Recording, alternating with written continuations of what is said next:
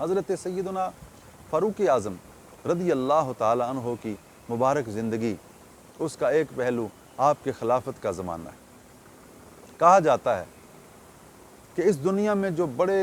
اہم ترین اور خوبصورت اور بہترین فیصلے کیے گئے، ان میں سے ایک فیصلہ حضرت فاروق اعظم رضی اللہ تعالیٰ عنہ کی خلافت کا ہے، جو حضرت افضل البشر خلیفہ اول بلا فصل ابو بکر صدیق رضی اللہ تعالیٰ عنہ نے بطور وصیت کیا، آپ کا نام لکھ کر اپنے وصیت نامے میں مسجد نبوی شریف میں پڑھنے کے لیے بھیجا۔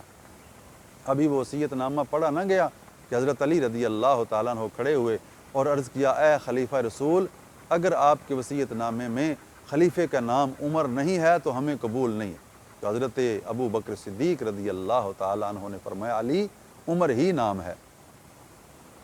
حضرت ابو بکر صدیق رضی اللہ تعالیٰ عنہ سے یہ بھی پوچھا گیا کہ آپ نے اتنے جلالی اور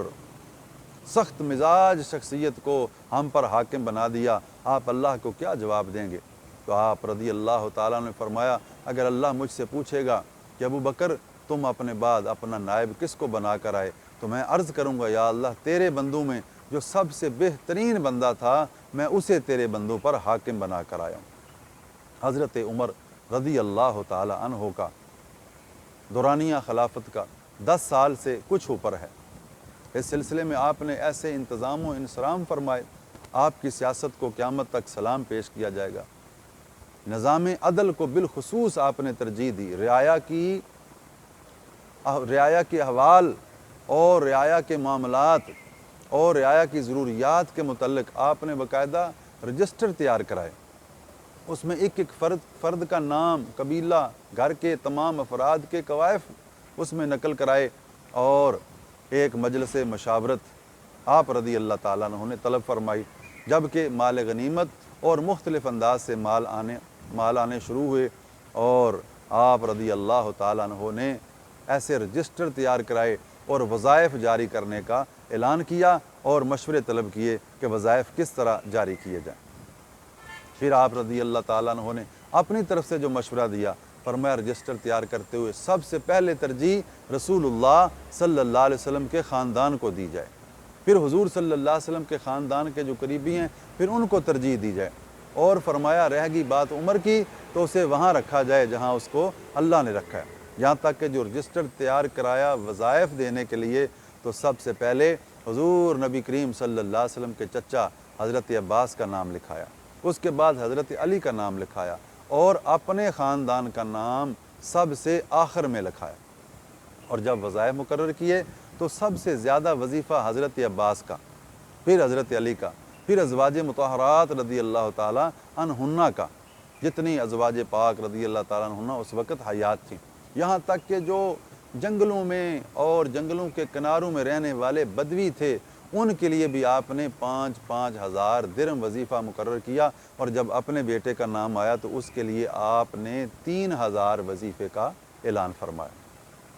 آل بدر کو خصوصی ترجیح دیتے تھے، لیکن حضرت امام حسن اور امام حسین رضی اللہ تعالیٰ عنہما کو بدر والے اصحاب جیسے وظیفے دیا کرتے تھے، اور فرماتے ان کا وظیفہ ان کے کارناموں کی وجہ سے نہیں، باقی حضرات کو وظائف دیتے ہوئے ان کے کارناموں کو بھی مد نظر رکھتے، لیکن ان کی قرابت رسول اور حضور صلی اللہ علیہ وسلم کے شہزادے ہونے کی نسبت کو ترجیح دے کر ان کے وظائف اصحاب بدر جیسے مقرر کیے۔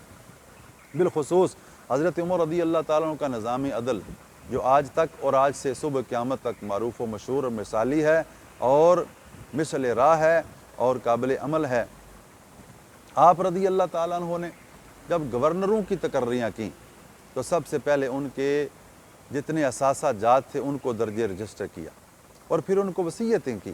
اور ان کو فرمایا کہ آپ لوگوں کو عامل، گورنر یا امیر اس لیے بنایا جا رہا ہے کہ آپ لوگوں کو دین سکھائیں گے، آپ لوگوں کے معاملات سنیں گے، آپ لوگوں کے احوال کی خبر رکھیں گے، اور آپ بر وقت لوگوں کے معاملات میں مداخلت کر کے جہاں جہاں جس چیز کی ضرورت ہوگی اس کو پورا کریں گے۔ آپ وصیت کیا کرتے تھے، آپ فرمایا کرتے عاملوں کو آپ نے عمدہ ترین اور باریک لباس نہیں پہننے، ترکی گھوڑوں پر نہیں بیٹھنا جو کہ آکڑ کے چلتے ہیں، ڈیوڑیاں نہیں بنانی، دربان نہیں رکھنے، دروازے کسی وقت بھی سائلین پر بند نہیں کرنے، اور پھر بالخصوص حضرت عمر رضی اللہ تعالیٰ عنہ اس کی خبر بھی لیتے تھے، گاہے گاہے دورے فرماتے، اپنے نمائندگان کو بھیجتے، اور حج کے موقع پر بالخصوص سارے لوگوں کے سامنے ایک ایک عامل کے متعلق ان علاقے کے لوگوں سے پوچھتے کہ تمہارے عامل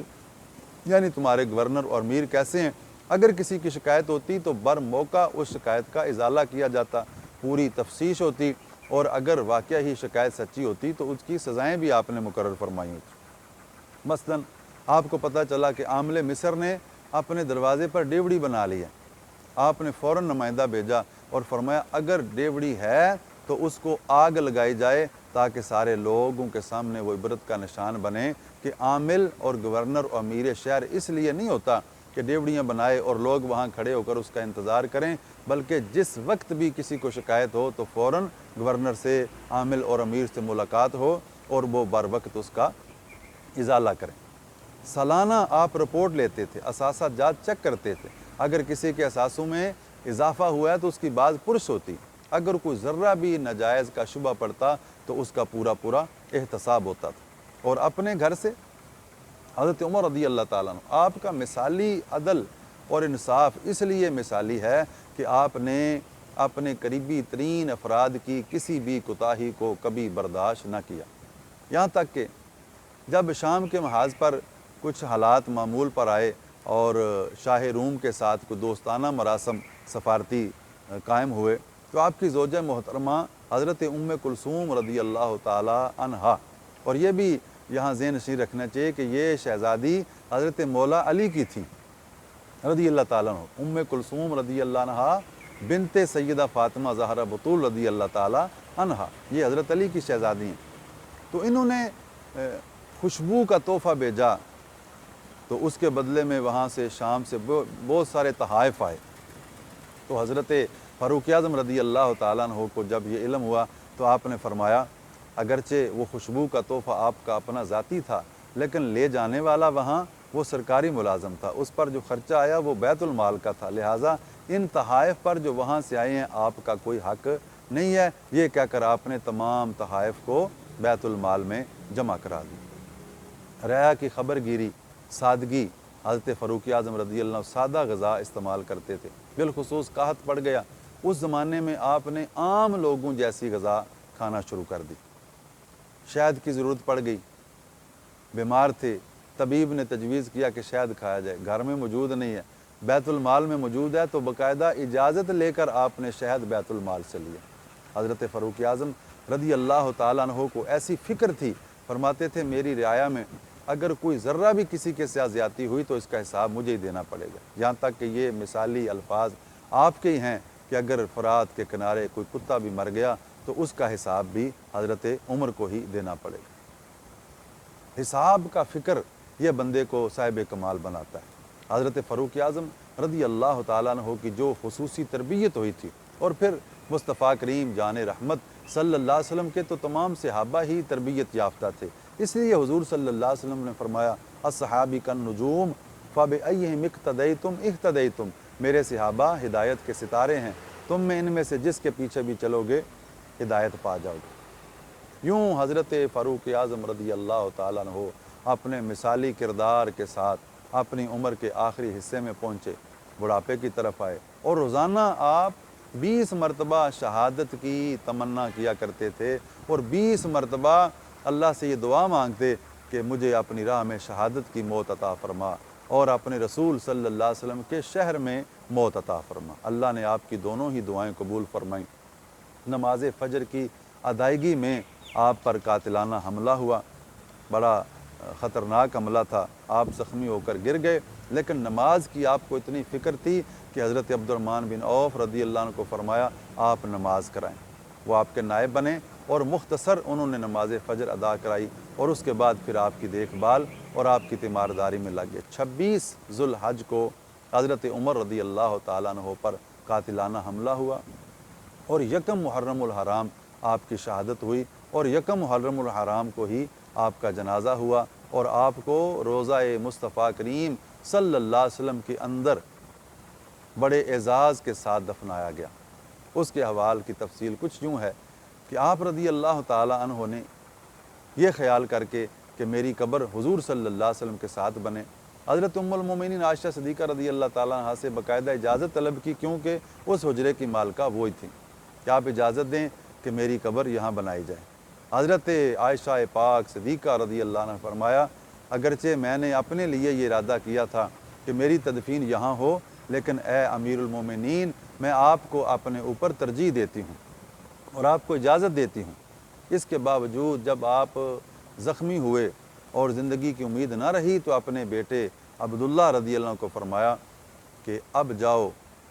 جا کر ام المومنین حضرت عائشہ رضی اللہ تعالی عنہا سے دوبارہ پوچھو، اب اگر وہ اجازت دے دیں گی تو پھر مجھے اندر دفن کرنا، ورنہ دوسرے مسلمانوں کے ساتھ میری تدفین کر دی جائے۔ حضرت عائشہ رضی اللہ تعالیٰ نے فرمایا میں پہلے ہی اس کی اجازت دے چکی ہوں اور اسی پر قائم ہوں، میری طرف سے خوش دلی سے اجازت ہے کہ خلیفۃ المسلمین، امام المجاہدین، غیظ المنافقین، امیر المومنین حضرت فاروق اعظم رضی اللہ عنہ کو حضور صلی اللہ علیہ وسلم کے پہلو میں دفن کیا جائے۔ جنازہ تیار ہوا،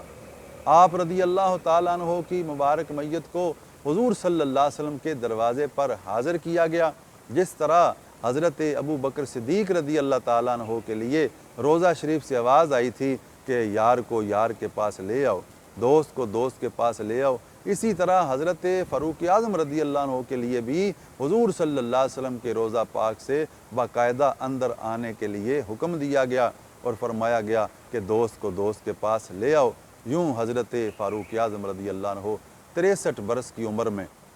ایک مثالی زندگی گزار کر ایک با کمال شہادت اور عظمت کی موت کے ساتھ اس دنیا فانی سے باپردہ ہوئے اور اللہ کی رحمتوں کے دائماً مستحق ہوئے کہ وہاں جہاں 70,000 فرشتے صبح اور 70,000 فرشتے شام کو آتے ہیں، وہاں نبی کریم صلی اللہ علیہ وسلم کے پہلو میں آپ کو دفن ہونے کی سعادت نصیب ہوئی کہ حضور اکرم صلی اللہ علیہ وسلم نے فرمایا تھا کہ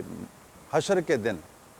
جب قبریں کھلیں گی تو سب سے پہلے میری قبر کھلے گی، میری دائیں طرف ابو بکر صدیق ہوں گے، میری بائیں طرف حضرت عمر فاروق ہوں گے۔ اس شان کے ساتھ حضور نبی کریم صلی اللہ علیہ وسلم فرماتے ہیں ہم میدان حشر کی طرف چلیں گے۔ اللہ تعالیٰ اس قطع ارضی پر، اس روضہ مقدسہ پر جہاں ملائکہ کرام رحمتیں لے کر آتے ہیں، کروڑ ہا رحمتوں کا نزول فرمائے اور حضرت فاروق اعظم رضی اللہ تعالیٰ عنہ کی مثالی زندگی سے ہمیں سبق حاصل کرنے کی توفیق عطا فرمائے۔